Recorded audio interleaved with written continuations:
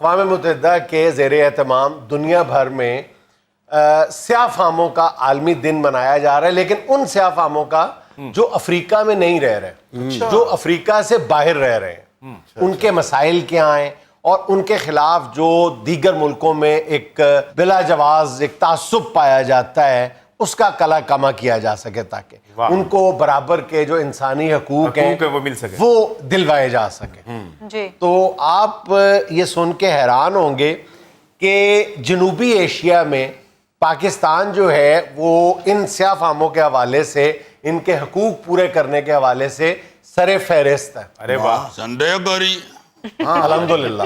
تم کہتے ہو کہ میں بڑا ال فیل کرتا ہوں،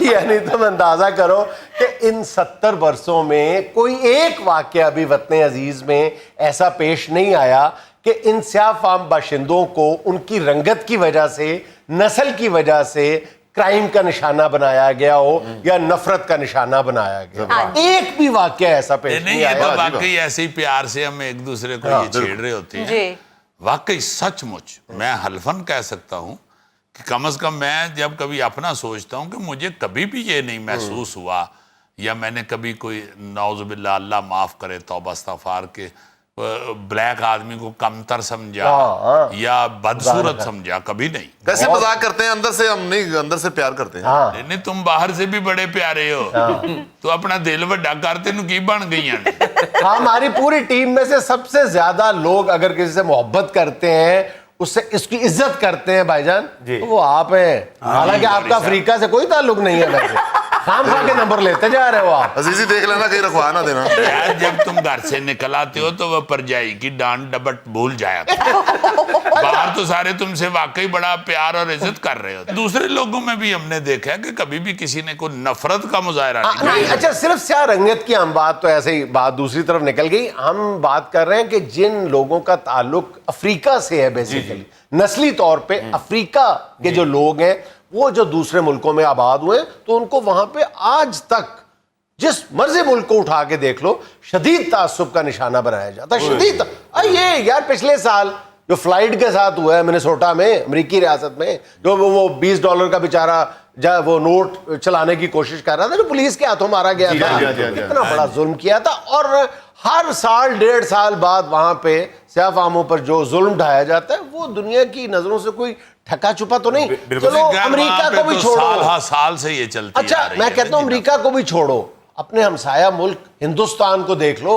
جنوبی ایشیا میں جو سب سے زیادہ پائے جاتے ہیں نا، جو یعنی آباد ہوئے تھے آ کے پاکستان میں، آپ یہ سن کے حیران رہ جائیں گے کہ یہ جو افریقی نسل کے سیاہ فام باشندے جن کو شیدی کہا جاتا ہے، شیدی ان کا ہم پہلے بھی 2-3 مرتبہ اپنے شو میں ان کا ذکر کر چکے ہیں، ان کی خوبیوں کا اعتراف کر چکے ہیں۔ ان کی تعداد 7 لاکھ کے لگ بھگ ہے۔ ارے واہ، یہ جو لیاری میں بھی موجود ہے اور بلوچستان میں یہ اس کے مکران کوسٹ پہ موجود ہے۔ یہ میرے ساتھ 7 بیٹھے لاکھ ہیں، سے زیادہ میرے ساتھ بیٹھے ہیں۔ اچھا وہاں پہ آج 2 لاکھ کی تعداد میں یہ باشندے موجود ہیں جو نسلاً جو ہیں وہ افریقہ سے ہیں۔ لیکن آپ یہ سن کے حیران ہوں گے کہ 47 کے بعد 70,000 کے لگ بھگ جو یہ سیاہ فام لوگ تھے، یہ ہندوستانی ریاست کرناٹکا میں ہندوؤں کے مظالم سے تنگ آ کر پاکستان ہجرت کر گئے تھے، کیونکہ ان کو اس وقت وہاں پہ یہ جو ہندو ایکسٹریمسٹ تھے، 47 کے بعد کی بات کر رہا ہوں، ذہن میں رکھنا کہ وہ وہاں پہ طرح طرح سے ان پر ظلم ڈھائے جاتے تھے، ان کو ان کا مذہب تبدیل کرنے پر مجبور کیا جاتا تھا۔ تو اتنی بڑی یہ مائگریشن ہوتی ہے کہ 70,000 سے زیادہ لوگ جو تھے وہ یعنی 2000 کلومیٹر کا سفر طے کر کے پاکستان آئے تھے۔ ارے واہ، ہو دیکھو نا ذرا بزرگوں کی باتیں سننے کا یہی فائدہ ہوتا ہے، آپ کا نالج بڑھتا ہے۔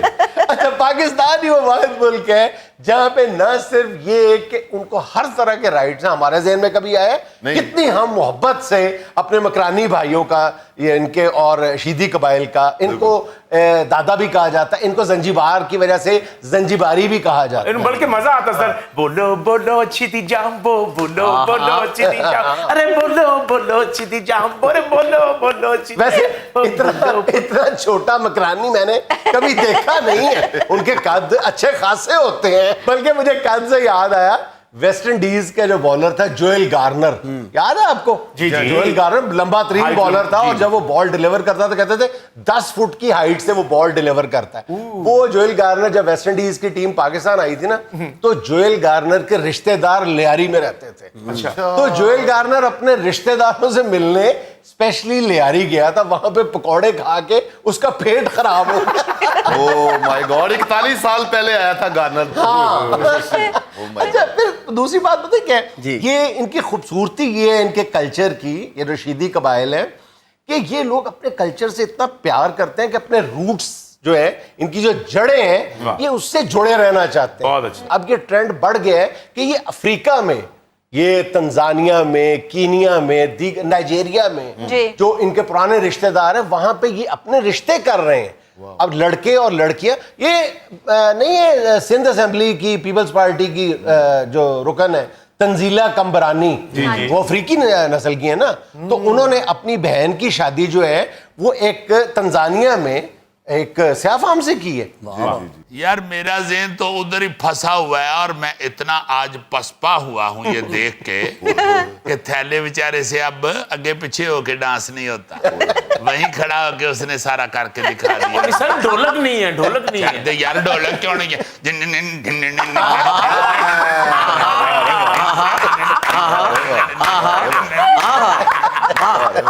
اس طرح چل پھر کے کرو. یہ جو ڈھول ہے جو شیدی قبائل والے استعمال کرتے ہیں لیاری میں, مکان میں, اس ڈھول کو کیا کہا جاتا ہے بھلا؟ یہ خاص ڈھول ہے جس کو مگر مین کہا جاتا ہے.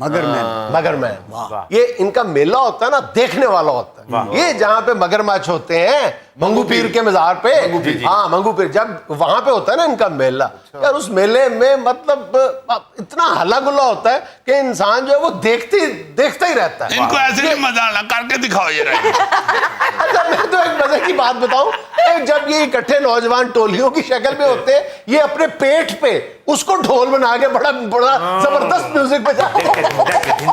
اچھا پھر آپ یہ دیکھو کہ پاکستان میں 5-6 ہزار جو افریقی طالب علم ہیں وہ یہاں پہ رہتے ہیں. مجھے خود جب میں پنجاب یونیورسٹی میں پڑھتا تھا تو میں انٹرنیشنل ہاسٹل میں میرا قیام تھا, 2 نمبر ہاسٹل میں. وہاں پہ بہت سارے افریقی اسٹوڈنٹس جو تھے وہ رہتے تھے, اور میری بڑی اچھی دوستیاں تھیں, اور بہت خوبصورت اور نرم دل لوگ ہیں یہ, ان سے بات کرو تو مزہ آ جاتا ہے.